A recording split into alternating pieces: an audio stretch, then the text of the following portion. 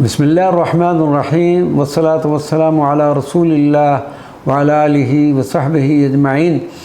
ناظرین و سامعین اکرام، السلام علیکم ورحمۃ اللہ وبرکاتہ۔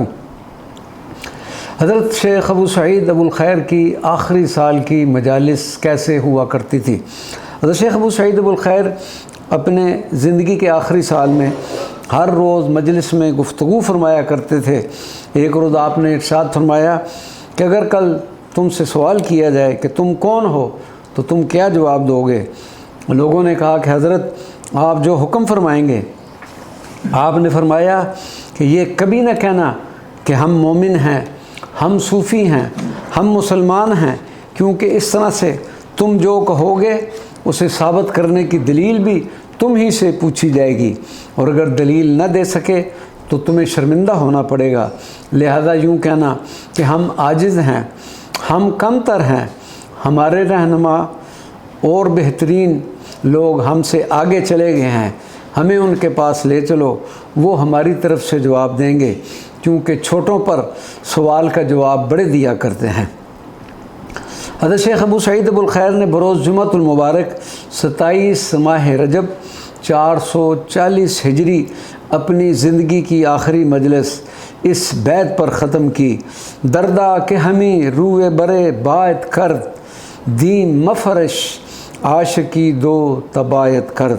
اے درد عشق، اب راہ محبوب کا رخ اختیار کرنا چاہیے اور عاشقی کی بساط تہہ کر دینی چاہیے۔ اس شعر کے بعد آپ نے اپنے خواجہ علیک نیشاپوری سے فرمایا: اٹھو۔ علیک اٹھے۔ آپ نے فرمایا: تم نیشاپور روانہ ہو جاؤ، 3 دن کے اندر اندر واپس آ جانا، وہاں صرف نصف دن قیام کرنا اور جمعرات نماز ظہر تک یہاں پہنچ جانا۔ وہاں ایک روئی گر کو سلام کہنا اور کہنا کہ روئی کی وہ کرتی جو تم نے آخرت کے لیے رکھی ہے مجھے دے دو۔ علیک اسی وقت اٹھے اور نیشاپور روانہ ہو گئے۔ یہ اتوار کا دن تھا۔ مجلس میں تمام صوفیاء کو بڑی تشویش ہوئی کہ حضرت آج کیسی باتیں کر رہے ہیں۔ آپ نے اسی محفل میں خواجہ عبد الکریم کو بلایا اور اس سے کہا کہ زندگی میں تم مجھے وضو کراتے رہے ہو، بعد از وفات بھی میرے غسل کا اہتمام تم ہی کرو گے، کسی قسم کی کوئی غلطی یا کوتاہی نہ سرزد ہونے پائے، اور سنت نبوی صلی اللہ علیہ وسلم کے مطابق سارے کام سر انجام دینا۔ یہ تمام وصیتیں کرنے کے بعد آپ رضی اللہ تعالیٰ عنہ ممبر سے اترے اور اپنے خادم حسن مؤدب سے فرمایا کہ گھوڑے کو تیار کرو۔ آپ اس پر سوار ہوئے اور مہنہ شہر کے ارد گرد چکر لگایا، جہاں جہاں خلوت میں عبادت خداوندی کی تھی، ایک ایک لمحہ رکے اور ان مقامات کو الوداع کہتے رہے۔ حسن مؤدب بیان کرتے ہیں کہ میں جب حضرت شیخ کے ہم رکاب تھا، سوچتا جاتا تھا کہ حضرت کی وفات کے بعد میں کس طرح یہ سارے کام سر انجام دوں گا۔ میرا دل غم و الم سے بھرا پڑا تھا اور مجھے اس قرض کا فکر تھا کہ جو حضرت نے درویشوں کی دعوت کے لیے لے رکھا تھا۔ حضرت شیخ نے گھوڑے کو روکا اور میری طرف متوجہ ہو کر فرمانے لگے: حسن، فکر نہ کرو، بو سعد دادا آنے ہی والا ہے، میری وفات کے بعد تمہارا سارا قرضہ چکا دے گا۔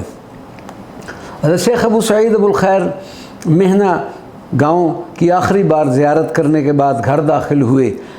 آج آپ بیمار اور خستہ بدن دکھائی دیتے تھے۔ آپ کے مرید اور آپ کے صاحبزادے آپ کے پاس ہی تشریف فرما تھے، جنہوں نے آپ سے سوال کیا کہ حضرت آپ کے جنازے کے آگے کون سی آیات تلاوت کی جائیں؟ آپ نے فرمایا: آیات قرآنی کی تلاوت تو بہت بڑا کام ہے، لیکن یہ اشعار جنازے کے آگے ضرور پڑھے جائیں۔ دنیا میں اس سے اچھا کام کیا ہے کہ دوست اپنے دوست سے ملاقات کرے۔ ایک مرحلہ تو غم کا ہے اور ایک مرحلہ خوشی کا، ایک تو ساری بات ہی بات ہے اور دوسرا کردار ہی کردار۔ حضرت خواجہ عبد الکریم رحمۃ اللہ علیہ بیان فرماتے ہیں کہ حضرت شیخ نے جمعرات کو بوقت ظہر آنکھیں کھولی اور حضرت خواجہ ابو طاہر کو فرمایا: علیک آ گیا ہے یا نہیں؟ حضرت شیخ نے پھر آنکھیں بند کر لی۔ میں اٹھ کر باہر نکلا، اسی وقت علیک آ رہا تھا۔ میں واپس اندر گیا اور حضرت خواجہ ابو طاہر کو بتایا کہ علیک واپس آ گیا ہے، اور وہ کپڑا بھی لے آیا ہے جسے وہ لینے گیا تھا۔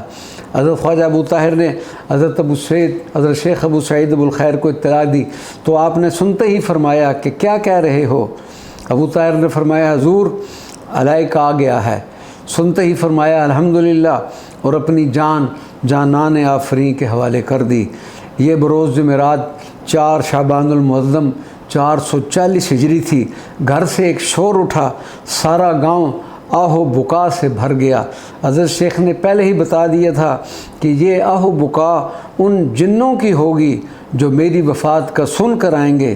ان آوازوں میں یہ الفاظ سنیں گے، دریغا دریغا افسوس کہ آپ رخصت ہو گئے اور آپ سب کچھ ساتھ لے گئے، اب ہمارے لیے کچھ نہ رہا۔